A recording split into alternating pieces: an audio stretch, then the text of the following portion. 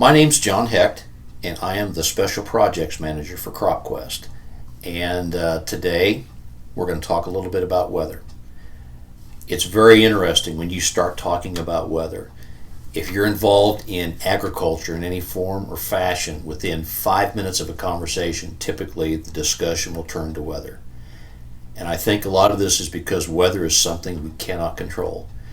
We can do everything right in agriculture, and yet Mother Nature and the weather dictates what the outcome is going to be. Millions of dollars are spent helping people predict weather, figure out what's going on when it's coming. One of the things that our company uses is we work with a company by the name of Planalytics. Planalytics helps us to forecast, or to give us forecasts to help tell us what's going to be going on in the long term. Current weather right now, many of us in the middle part of the United States have had a lot of drought. There's areas that have had some stormy wet weather, but for the most part, the Four Corners, West Texas, eastern Kansas, we've had very dry weather. How long is this going to continue?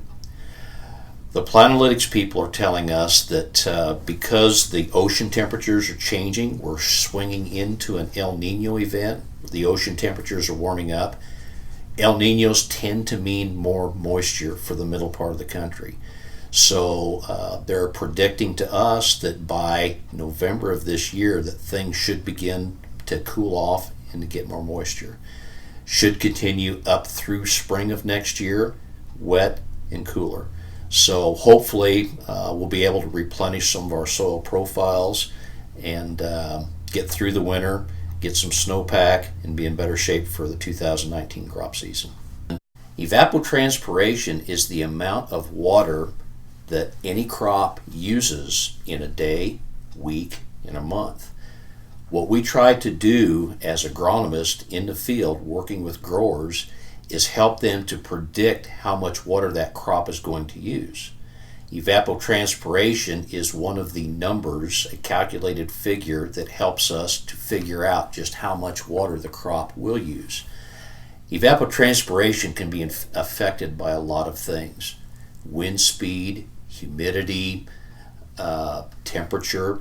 There's a very long formula that goes into the calculation of evapotranspiration, but bottom line is being aware of what the weather is and what the weather is going to be when it comes to calculating how much water that you're going to apply to a crop.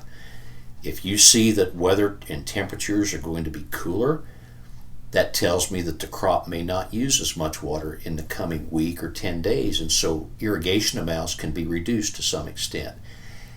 If the crop is getting to the point where it's in its reproductive phase, it's going to be using a lot of water.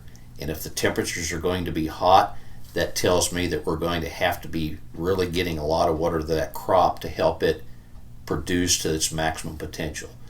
So again, evapotranspiration is one of the things that we use to regulate the amount of water, to tell us how much water that crop is going to be using. And it's a very important part of what we do in the field.